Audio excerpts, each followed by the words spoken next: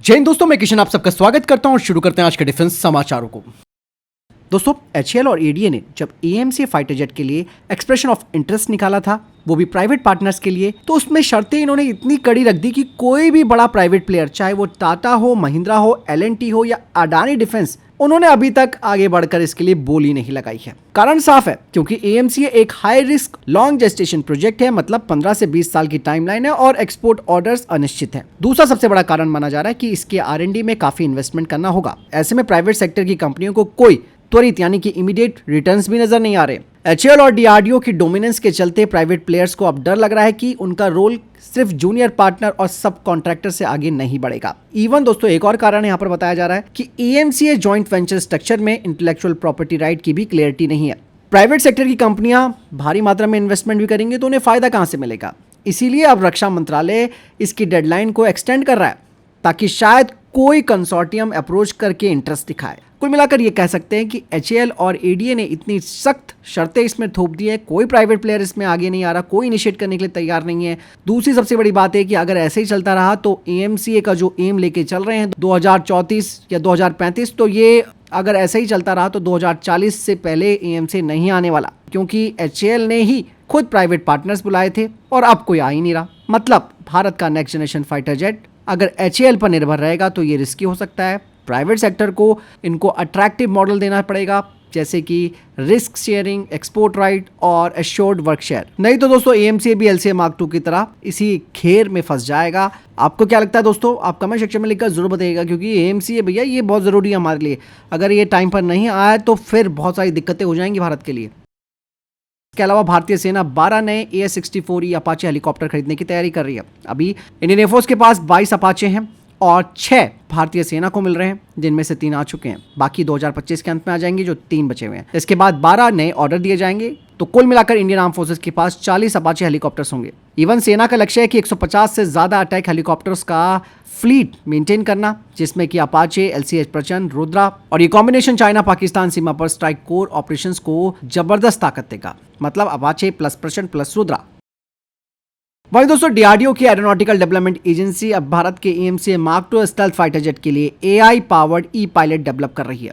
ये system auto take off, landing और combat mission खुद कर सकेगा। इसकी खासियत यह है कि एएमसीए को जरूरत पड़ने पर बिना पायलट भी मिशन पर भेजा जा सकेगा, यानी कि मैन प्लस अनमैन दोनों रोल ये निभा पाएगा। ई पायलट खुद दुश्मनों की स्थिति का आकलन करेगा और निर्णय भी लेगा, रास्ता बदलेगा और हमले की योजना भी बनाएगा। एएमसीए मार्क 2 को अस्त्र मार्क 2, ब्रह्मोस NG जैसे हथियारों से भी लैस किया जाएगा, जिससे कि दुश्मन के अवाक्स, स्टेल्थ फाइटर जेट और ग्राउंड टारगेट्स को निशाना बना सकती है। पहला प्रोटोटाइप 2026 में आएगा और मार्क 2 का पायलटलेस वर्जन 2035 तक तैयार होने की संभावना है। यहाँ पर सारी चीजें एक तरफ ठीक है जो किया जा रहा है काम, लेकिन भैया प्रोडक्शन कब होगा इनका? यहाँ पर अभी तक कोई प्राइवेट सेक्टर की कंपनी इस प्रोजेक्ट के लिए हाथ बढ़ाने के लिए नहीं आई है। ये तो फिर वही बात होगी दोस्तों कि केवल आप सपने दिखाइए और उसके बाद हकीकत बनने में से इतना टाइम लग जाएगा, तब तक दुनिया नेक्स्ट लेवल पर पहुंच जाएगी। क्योंकि दोस्तों अब क्रिटिसिज्म का टाइम आ चुका है। ऐसा नहीं चलने वाला है कि बस केवल एचएएल और डीआरडीओ के भरोसे पे ही सारी चीज़ें मेंटेन हो पाएंगी। नहीं, प्राइवेट सेक्टर कंपनियां आना बहुत ज़रूरी है। एयर चीफ मार्शल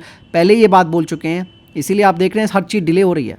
फिलहाल आपको क्या लगता है इस बारे में भी कमेंट सेक्शन में लिखकर जरूर बताएगा।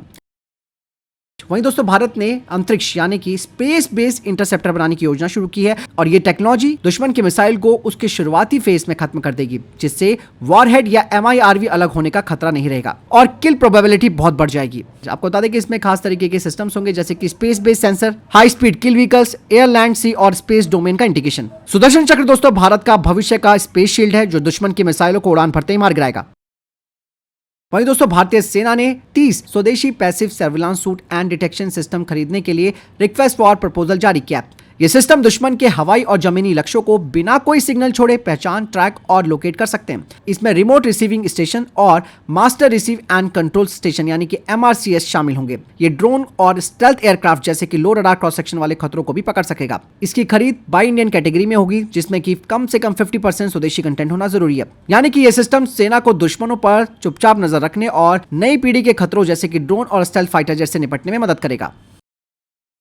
वहीं दोस्तों, पहली बार भारतीय सेना ने in house develop airborne fat को सफलतापूर्वक एयर ड्रॉप टेस्ट कराया।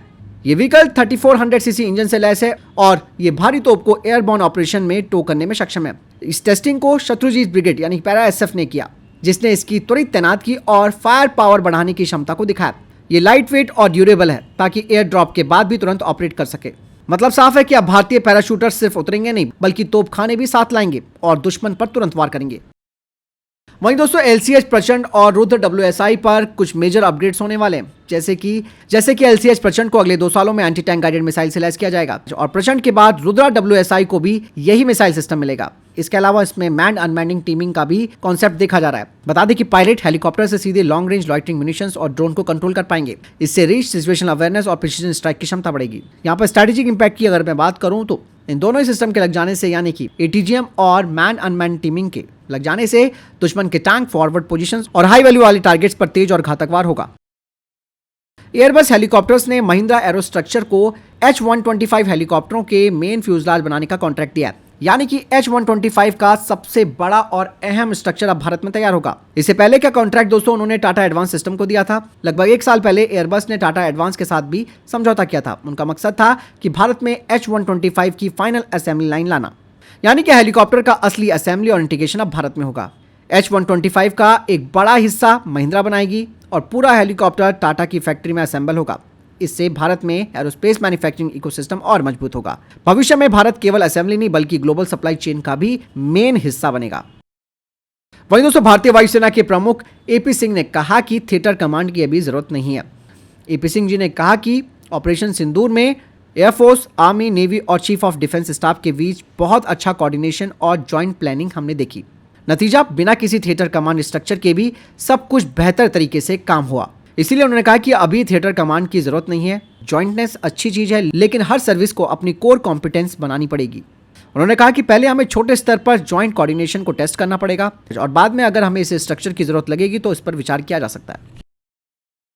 वहीं दोस्तों खुफिया इनपुट्स के आधार पर बिहार पुलिस ने चेतावनी जारी की है। जानकारी मिली है कि पाकिस्तान स्थित आतंकी संगठन जैश-ए-मोहम्मद के 3 आतंकी नेपाल के रास्ते भारत में घुस आए हैं।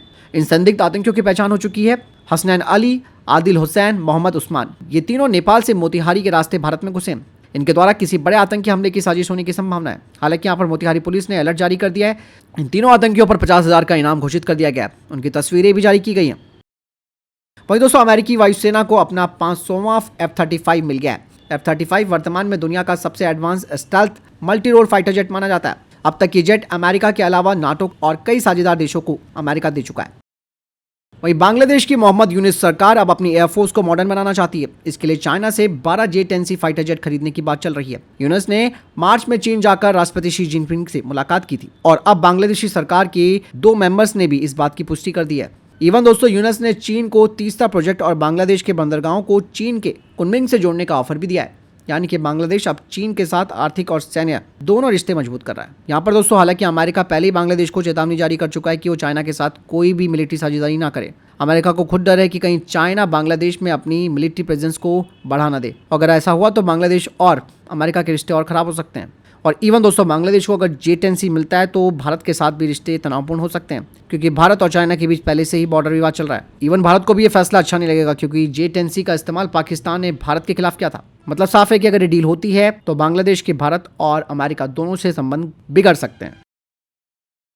दोस्तों अलास्का में जो F-35 क्रैश हुआ था उसकी प्रॉब्लम क्या थी, किस वजह से हुआ था, वो सामने आ गई। पहला, हाइड्रोलिक लाइनों में बर्फ जम गई थी, यानी कि आइस फॉर्मेशन हो गया था। इसका असर उसके नोज और मेन लैंडिंग गियर पर हुआ। गियर ना तो सही से ऊपर गए और ना ही दोबारा नीचे आते समय सीधा लॉक हुए। इवन जब गियर एक एंगल में फंस गया तो एयरक्राफ्ट के सेंसर्स ने मान लिया कि वो जमीन पर है। इस फॉल्स ग्राउंड सिग्नल ने कंट्रोल लॉजिक को गड़बड़ा दिया और लास्ट में ये एयरक्राफ्ट अनकंट्रोल होकर क्रैश हो गया। लगभग 1 घंटे तक लॉकहेड के इंजीनियर्स के साथ कॉल पर रहते हुए पायलट ने समस्या को हल करने की कोशिश भी की, लेकिन फाइनली उसे इजेक्ट करना पड़ा और विमान पूरी तरीके से खत्म हो गया। F-35 जैसा 5th जनरेशन का फाइटर जेट का क्रैश होना ये बताता है कि टेक्नोलॉजी पर अधिक निर्भरता, खास करके सॉफ्टवेयर बेस्ड लॉजिक में कभी-कभी रियल वर्ल्ड कंडीशन में फेल हो सकती है। ये घटना अमेरिकी एयरफोर्स और लॉकहीड मार्टिन के बीच एक चेतावनी मानी जा रही है कि सिर्फ स्टेल्थ और सेंसर्स ही नहीं बल्कि बेसिक मैकेनिकल विश्वसनीयता पर भी विश्वास करना चाहिए, वो भी उतनी जरूरी है।